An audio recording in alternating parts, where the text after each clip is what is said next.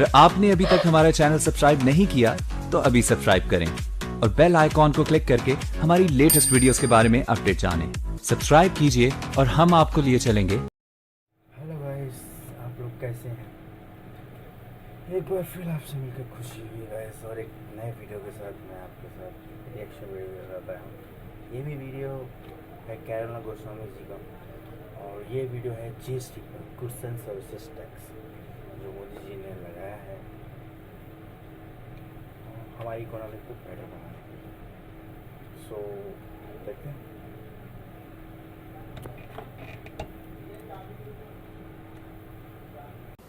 After a long period of 16 years, India has finally introduced the goods and services tax.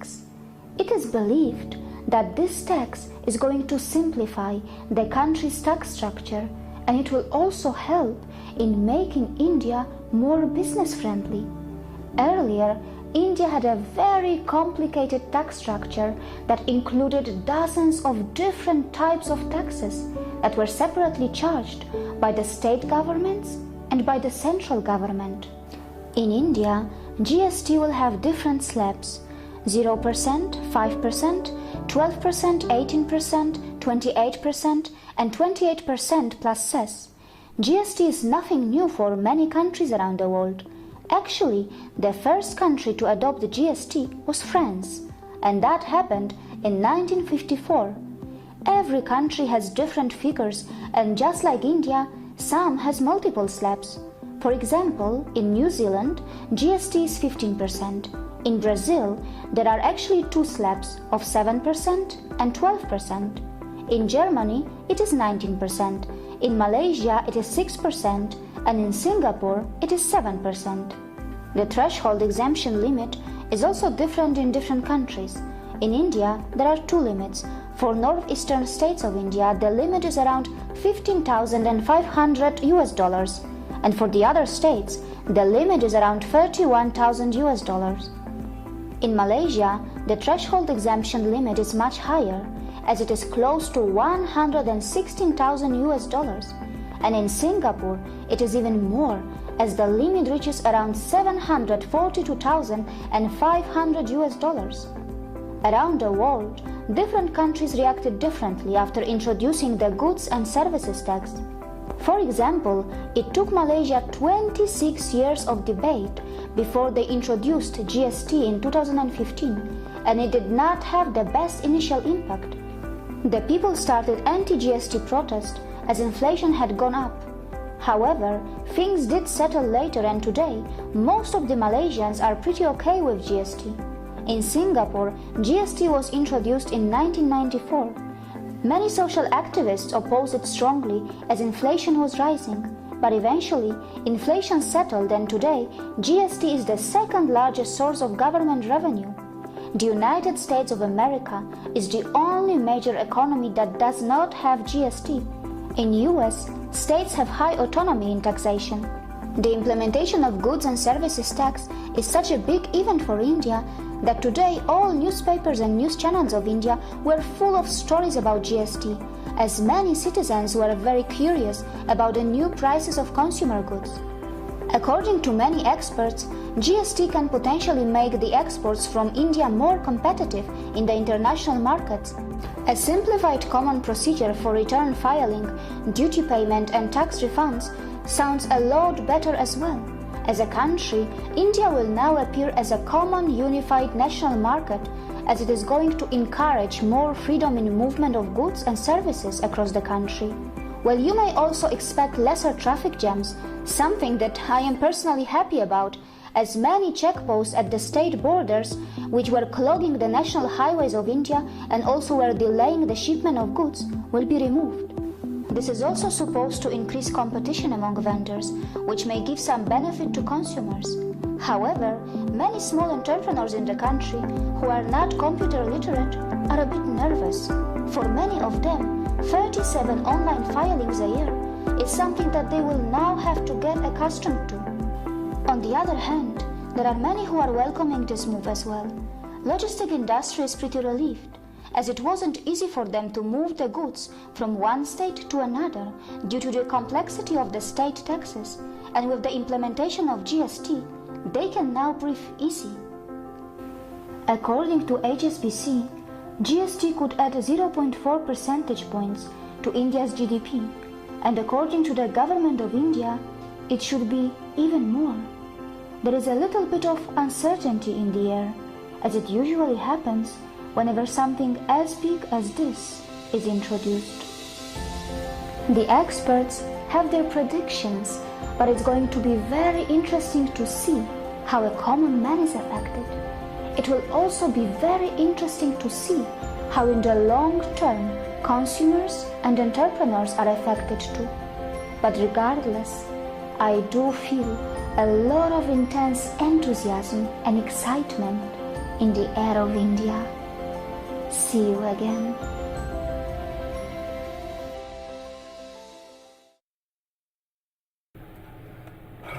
Okay then.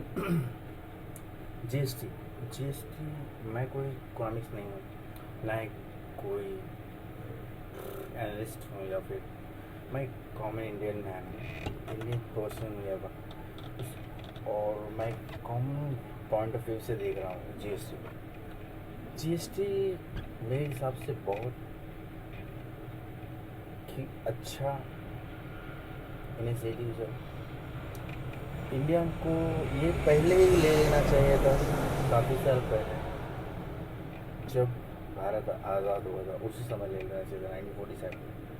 क्योंकि अगर तब भारत ने ये step लिया होता तो आज उसकी कंडीशन काफ़ी बेटर होती है, चाइना से भी बेटर, यूएसए से बेटर होती है आज कंडीशन। क्योंकि हर एक स्टेट का लोग अपने हिसाब से चार्ज करते हैं, स्टेट हुआ, सेंट्रल, सो इससे लोग एक्सप्लॉइट भी होते हैं और प्रॉपर उनको बेनिफिट भी नहीं मिल पाता, और हर तरफ से करप्शन, और ये करप्शन को भी बहुत ज़्यादा बढ़ावा देता है। लोग खिलाते हैं, पैसे खिलाते हैं काम करवाने के लिए। सो ये नहीं होना चाहिए। जिस गुड्स एंड सर्विसेज टैक्स से ज़्यादातर जो मिडिल क्लास है, लोअर मिडिल क्लास है, उसको कोई इफ़ेक्ट नहीं हुआ है, मुझे नहीं लगता कोई इफ़ेक्ट हुआ है। हाँ, बट अपर मिडिल क्लास और सबसे ज़्यादा इसमें एक पॉइंट मैं ऐड करना चाहता हूँ। मैं मोदी जी के जो उन्होंने प्लान किया, फर्स्ट स्टेप जब उन्होंने लिया अकाउंट खुलवाने का, SBI में उन्होंने सारे लोगों का अकाउंट खुलवाया। सेकंड, उन्होंने मास्टर स्ट्रोक लिया डिमोनेटाइजेशन में उन्होंने 500 और 1000 के नोट बंद कर दिया। इससे जो करप्ट लोगों की गुठली जाम हो गई, अब वो कुछ नहीं कर सकते। बैंक का अकाउंट खुला है, बैंक में पैसे डालो। लोग सोचते थे कभी चेंजेस होगा ही नहीं, इंडिया में करप्शन ऐसे ही चलेगा और ऐसे ही होता है। लोग इसके पहले 2G 3G कैसे स्कैम और कितने सारे स्कैम हुए हैं। लोग सोचते थे कि करप्शन ऐसे ही चलता है, ऐसे ही चलते रहेगा। बट हमारे प्राइम मिनिस्टर को सल्यूट है, क्योंकि उन्होंने इतना स्ट्रॉन्ग स्टेप लिया, हिम्मत किया। बाकी तो मुझे नहीं लगता एक इंडिविजुअल को ऐसा स्टेप लेने में, मुझे नहीं लगता इंडिया में वो ले सकता है, क्योंकि वो बहुत से लोगों को अपना दुश्मन बना देगा, खासकर वो जो करप्शन करते हैं। और उस समय काफ़ी करप्ट लोग हैं इंडिया में जो कर रहे थे, लेकिन प्राइम मिनिस्टर संगीत है, प्राइम मिनिस्टर डिमोनेटाइजेशन किया, नोट बंद करा दिया, GST लगा दिया। अब भाई कहाँ भागोगे, भरना ही पड़ेगा। कहाँ ले जाओगे पैसे, बैंक में डालना ही पड़ेगा। सारी ब्लैक मनी को फ्लश कर दिया। बट मैं रिक्वेस्ट करना चाहता हूँ, जो हमारा काला धन है स्विस बैंकों में, और जो इलीगल प्रॉपर्टीज़ लोग खरीदते हैं और उसका वो शो नहीं करते हैं। इंडिया में भी काफ़ी लोग हैं जो इस तरह से ब्लैक की प्रॉपर्टी खरीद के रखे हैं। मैं मोदी जी से रिक्वेस्ट करता हूँ कि ऐसे लोगों पे भी कार्रवाई करें, और ऐसे लोग जो देश को खोखला बना रहे हैं उनके खिलाफ़ कार्रवाई करें और देश को आगे ले जाएं। जो इंसान अच्छा काम करेगा लोग उनके साथ होंगे, जो करप्ट होंगे वो अपना ओपिनियन दे सकते हैं, रख सकते हैं, लेकिन वो भी सामने आके कभी नहीं कह सकते कि मोदी जी ने ये गलत काम किया है, क्योंकि उन्हें पता है मोदी जी ने जो किया है वो बहुत ही अच्छा काम किया है, ब्रिलियंट काम किया है। और मुझे नहीं लगता था इंडिया में इसका कोई और सलूशन था करप्शन को ख़त्म करना। करप्शन मुझे पता है कि ख़त्म नहीं होगा, पर बहुत ही ज़्यादा कम होगा।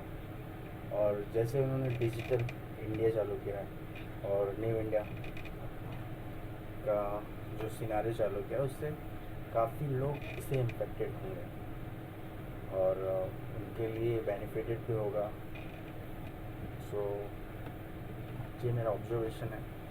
बट इनका सबसे ज़्यादा GST का जो है गुड्स एंड सर्विसेज टैक्स जो है, मुझे नहीं लगता है कि एक आम लोग पे इतना इफेक्ट है, क्योंकि हम रह रहे हैं, हम देख रहे हैं, कुछ इफेक्ट नहीं होता ऐसे। इफेक्ट उसको होगा जो इलीगली कर रहा है, जो टैक्स चोरी कर रहा है, उसको तो भरना ही पड़ेगा भाई। उन्होंने कह दिया कि भाई आपको भरना ही पड़ेगा, इसीलिए लोग नाराज़ हैं। नाराज़ हो तो क्या से भाई, तो देश से धोखा नहीं कर सकते। देशभक्त हो तो भरो, भरना ही पड़ेगा। देश की खाते हो तो भरो, सब भरते हैं, आप भी भरो। जो नहीं भरता वो जाइएगा जेल में। सो गाइस, कैसा लगा आपको ये कैरोना जी का? हाँ, और कैरोना मैम मैं आपको बहुत रिस्पेक्ट करता हूँ और आपकी वीडियो को मैं बहुत ध्यान से देखता हूँ। ये काफ़ी इंस्पिरेशन होती है आपकी वीडियो में लोगों को, और ख़ासकर इंडियंस को जो अपनी खुद की वैल्यू नहीं समझते। वेस्टर्न कंट्री को ज़्यादा फॉलो करते हैं या दूसरे लोगों को ज़्यादा फॉलो करते हैं, अपने सेल्फ टैलेंट को ना देखकर दूसरे लोगों को फॉलो करते हैं। सो इसे देखकर मैं काफ़ी आपसे सीखा है, मैंने प्रेरणा ली है कि जिस धर्म जहाँ के लोगों ने दुनिया को सब कुछ दिया है, ज्ञान दिया है, योगा दिया है, आयुर्वेदा दिया है, और उसके बदले उन्होंने कुछ लिया नहीं है किसी भी कंट्री से। हमने केवल दिया है, हमने किसी का छीना नहीं है, हमने किसी को के ऊपर जंग करके उसे हड़पा नहीं है। दूसरे लोगों ने भले से हम पर हमला किया है, हमें हड़पा है, हमें लूटा है, बट हमने कभी किसी को नहीं किया है। सो ये हमारी महानता है। महानता बोली नहीं जाती, लेकिन लोग भूल जाते हैं।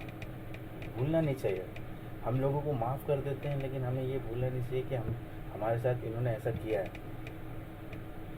ओके, क्योंकि कल ये चेंजेस हो सकते हैं और कल लोग अपना पॉइंट ऑफ व्यू अलग तरीके से रख सकते हैं। लोगों को आज़ादी है अपने पॉइंट ऑफ व्यू रखने की, लेकिन हमारे पास भी काउंटर क्वेश्चन रहेगा हमेशा जब आप हमारे साथ आएंगे।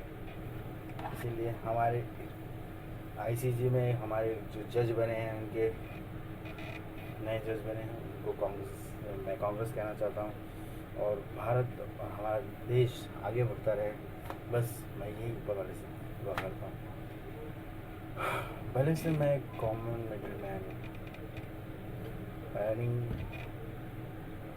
जो भी है हो जाती है खर्चे के लिए, बट मैं चाहता हूँ मेरा देश आगे बढ़े। मैं आज रहूँ या ना रहूँ, या फिर मेरी जनरेशन से जो आगे वाली जनरेशन है, मैं उसको इससे बेटर फ्यूचर देना चाहता हूँ। सो जब मेरा देश बढ़ेगा तो ऑब्वियसली मैं बढ़ूँगा ही, उस पर कोई शक नहीं है। और जिसने ऐसा शक किया है वो समझ लीजिए वो देश के साथ गद्दारी करते हैं। तो देश पहले है, देश ने हमें दिया है, और हम देश का डिसरिस्पेक्ट, देश के खिलाफ कुछ भी बोलना सहन नहीं कर सकते। भारतीय होने के नाते तो मैं नहीं सोचता कि कोई भारतीय करता होगा, लेकिन कुछ करते हैं वो उनको उनकी सज़ा खुद ही मिलेगी। चलिए ठीक है। सो अगर आपको पसंद आया होगा तो प्लीज़ लाइक कीजिए, शेयर कीजिए, कमेंट कीजिए। अगर कुछ सजेशन देना चाहते हैं प्लीज़ दीजिए। अगर कुछ कहना चाहते हैं तो प्लीज़ कहिए, बेल आइकॉन प्रेस कीजिए लेटेस्ट अपडेट के लिए। सो बाय, और मेरा चैनल सब्सक्राइब जरूर कीजिए। चलिए बाय, see ya।